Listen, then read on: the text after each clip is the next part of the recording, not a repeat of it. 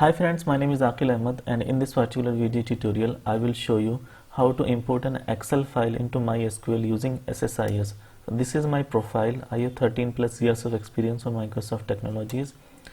So the agenda of today's video tutorial is how to import an Excel file into MySQL using SSIS. So let's jump to the demo. I have a buyers file with me that contains some buyers information from all around the world. So let me just open the file. So this is the file. It contains people name, email, gender and their country, and it contains 1000 records. Okay, so I will try to import this file into MySQL using SSIS. So let me close this one. We need to go to SSIS to create the SSIS package, and the first thing that we need to do is drag and drop the data flow task into the control flow window, because data flow task is used to migrate the data. And then you can configure the data flow task. To read the data from an Excel file, we will be using the Excel source. So you can just drag and drop the Excel source into the data flow task, and then you can just configure the Excel source. You need to make a connection to the Excel file, so click new to create a new connection, and then you can browse the file. So this is my Excel file in the D files location, buyers. I can click on open, click OK. From the name of the Excel sheet, you can just click on this one and you will find the data sheet name. So maybe you can preview the data as well. So data seems good here. You can close this one, and if you go to columns, so there is an option if you want to import all columns, or if you want to uncheck some of the columns, so you can do that. But in this video I'm just going to import all the columns. So I can click OK. Now our Excel source has been configured. Now to import the data into MySQL, we will be using the ADO.NET destination. So you need to write ADO. So you will find the ADO.NET destination. You can just drag and drop it. Now you can connect the Excel source with the ADO.NET destination, and you can just configure the ADO.NET destination. You can create a new connection here. Click new. So there is already a connection, but I will delete this, and you can click new to create a new connection.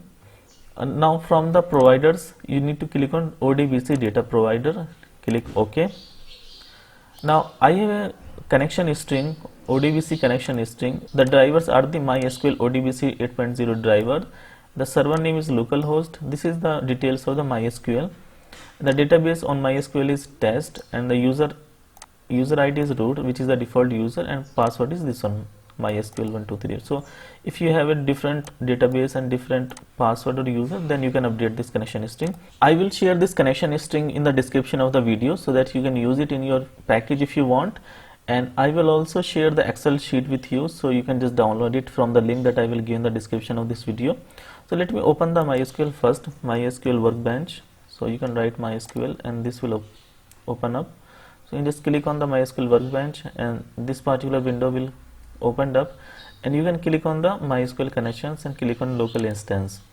So as soon as you will click on it, it will show you the databases. So right now I have two databases created by me, test database and work database. So in the test database I have some tables, like 4 tables I have. The connection that I created, it is connecting to the test database. Okay, so the buyers Excel file will be imported to the test connection.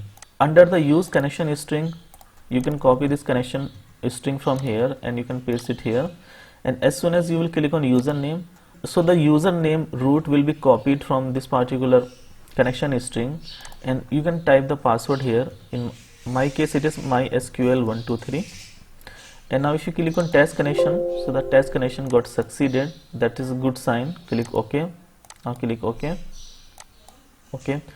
Now if you click on this one, so it will show you the list of available tables in the test database, and if you want to import the data into a new table, then you can click new, click OK. So this will show you the create table script according to the metadata read from the Excel file source. So you can just copy this one, and maybe we can modify table name here. So I will call the table as buyers, and you need to also replace the double quote with a blank string. Okay, so rest of the data type and column name we can leave it as it is. So I can copy the new create table script and I can paste it here.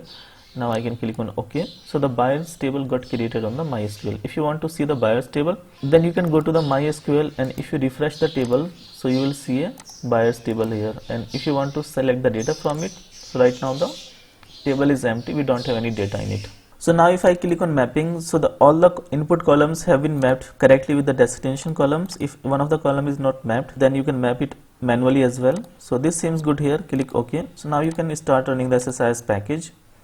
So you can click on start button. So it will start loading the data from Excel file to the MySQL table. So it seems like the migration is successful. Data has been imported. So you can go back to the MySQL, and if you rerun the query again, select star from buyer, so you will see that there are 1000 records imported into the MySQL server table. So data seems good here. So that's how we can migrate an Excel file into the MySQL using SSIS. Thank you guys for watching the video, and if you like the video, then please click the like button. Do subscribe to our channel, press the bell icon and click on all so that you will be notified every time I upload a new video. Thank you so much.